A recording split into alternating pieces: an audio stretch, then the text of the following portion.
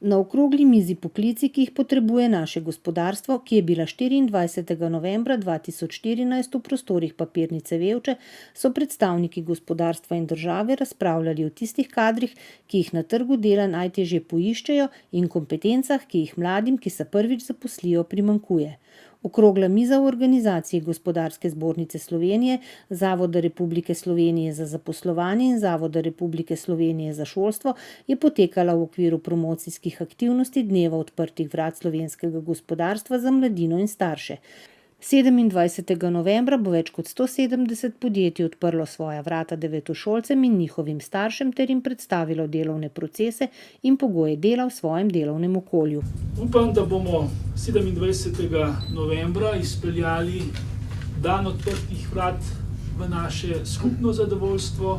Po eni strani, da bodo podjetja lahko predstavila svoje priložnosti za razvoj poklicnih profesionalnih karier posameznikov, in po drugi strani, da bomo skupaj ugotovili, da se v Sloveniji premika neko vrednotenje glede profesionalne razvojne poti posameznika, da tehnični poklici in tehnična znanja pridobivajo ponovno na veljavi in da smo razvili tudi institucionalne okvire, ki omogočajo hitre prilagoditve in tudi razvoj v skladu z razvojnimi trendi. Z veseljem bomo sprejeli vse, ki jih zanimajo tehnični poklici, kajti 80% poklicev, ki jih pri nas zaposlujemo, je tehničnih. Na dnevu odprtih vrat bomo razkazali mladim in njihovim staršem, kakšne je delovno okolje, v katerem bi lahko delali, kako poteka delo, kakšne so možnosti zaposlitve v naši panogi. Dan odprtih vrat ima seveda vsaj dva pogleda, kad jih jaz vidim.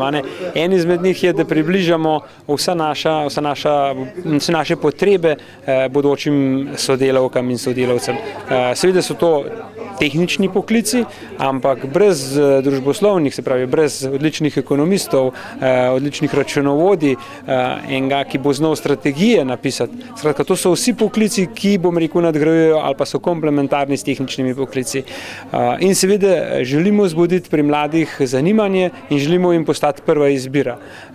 Samo iz velikega nabora, širokega nabora, bom rekel, znanj in pa ljudi, lahko pridemo do odličnih sodelavcev. Vsekakor si obetamo, da bodo na letošnjem dnevu odprtih vrat slovenskega gospodarstva mladi, pa tudi njihovi starši v živo spoznali, kako je šel razvoj poklicov naprej, da so ti poklici, ki so na trgu dela praviloma deficitarni, čisto drugačni, da so pogoji dela bistveno boljši in da so zanimivi in predvsem, da imajo priložnost za zaposlitev, recimo v teh poklicih v prihodnje, ko bojo končali šolo. In mogoče bi bilo tudi prav, da nam vsem pride v zavest, da velikokrat moramo zamenjati poklic, delovno področje in tako naprej.